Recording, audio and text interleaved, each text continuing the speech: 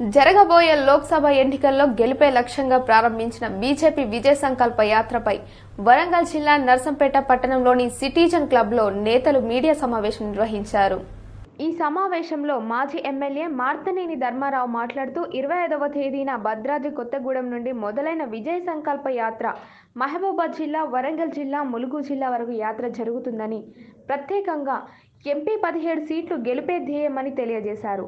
ఈ కార్యక్రమంలో ముఖ్య అతిథులు పాల్వాయి హరీష్ రెడ్డి, కాగజ్ నగర్ చాడా శ్రీనివాస్ రెడ్డి, విజయ సంకల్ప యాత్ర ఇన్ఛార్జ్ వరంగల్ జిల్లా అధ్యక్షులు గంట రవికుమార్, బీజేవైఎం కార్యకర్తలు పాల్గొన్నారు. లేకుండా ఆ రకంగా నియంత్రమైనటువంటి కార్యక్రమాలను, నిర్దిష్టమైనటువంటి కార్యక్రమాలను ఫలానా తేదీ వరకు, ఫలానా డేట్ వరకు అనేటువంటి దాన్ని నిర్ణయించి అమలు పరిచినటువంటి ప్రభుత్వంగా ఈరోజు ఉన్నది. ముఖ్యంగా గిరిజనులు 12 కోట్ల మంది, దేశంలో 12 కోట్ల మంది గిరిజనులు. ఈ యొక్క 12 కోట్ల మంది గిరిజనులకు మంత్రిత్వ శాఖను భారతీయ జనతా పార్టీ ప్రభుత్వం మొదటిసారి నెంబర్ 1 ఎప్పుడైతే అటల్ బిహారీ వాజ్పేయి గారు ప్రధానమంత్రి అయినారో ఆ రోజే వారు ఈ యొక్క గిరిజనులకు ఏ రకంగా కూడా వాళ్ళకి సహాయకారిగా ఉండట్లేదు. గతంలో అన్యాయం జరిగింది కాబట్టి ఈ యొక్క 12 కోట్ల మంది గిరిజనులకు సపరేట్గా ఒక మంత్రిత్వ శాఖను, గిరిజన మంత్రిత్వ శాఖను ఏర్పాటు చేసి తద్వారా మొదటిసారి 12,000 కోట్ల 27,000 కోట్ల రూపాయలు మొదటిసారి ఫస్ట్ టైం అలాట్ చేశారు. దాని తర్వాత దినదినం పాటు ఇవాళ దాదాపుగా 1,00,000 కోట్లను ఇవాళ గిరిజన శాఖకు కేటాయించడం జరుగుతుంది.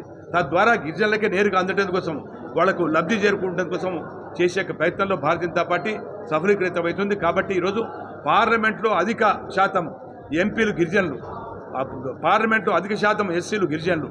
కాబట్టి ఈ రకంగా ఈ యొక్క అభివృద్ధిలు అదేవిధంగా సంక్షేమం రెండు కూడా సమాన రీతిలో జరుగుతున్నాయి. ఇంకొక పక్క యావత్ ప్రపంచానికి విస్మయపరిచే విధంగా మరి ఏదైతే జాతీయ స్థాయిలో అనేకమైన ఇబ్బందులు వచ్చినా, కష్టాలు వచ్చినప్పుడు కూడా దాదాపుగా 77 దేశాలకు మనకి వ్యాక్సిన్ పోయింది. 77 దేశాలకు మన ఉచితంగా ఈ దేశం నుంచి పేద దేశాలకు, చిన్న చిన్న దేశాలు 60 లక్షలు, 70 లక్షలు, కోటి, 2 కోట్ల జనాభా ఉన్నటువంటి దేశాలకు ఉచితంగా ఈ యొక్క వ్యాక్సిన్ అందించడం జరిగింది. కాబట్టి ఈ రకంగా ఆర్థిక లోటు లేకుండా ఆర్థికపరమైన అంశాల్లో అందరికీ కూడా భాగస్వామ్యం చేయాలని చెప్పేసి రైల్వేస్, రోడ్వేస్, ఎయిర్వేస్, సీపోర్ట్స్ వీటన్నిటిగా కూడా అభివృద్ధిలో అగ్రభాగాలు ఇచ్చినారు.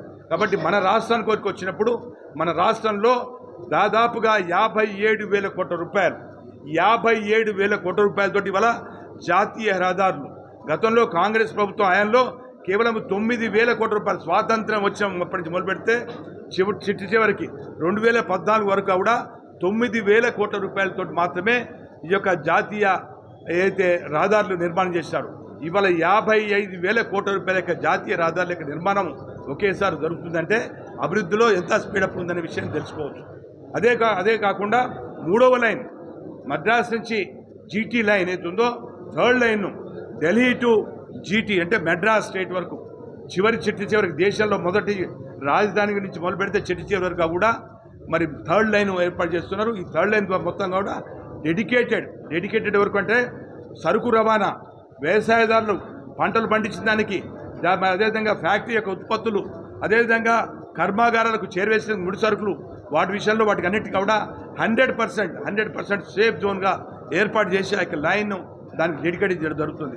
కాబట్టి ఈ రకంగా ప్రతి విషయంలో కూడా ఇన్ఫ్రాస్ట్రక్చర్ కానీ, ఆరోగ్యం విషయంలో కానీ, ముఖ్యంగా ఆరోగ్యం విషయంలో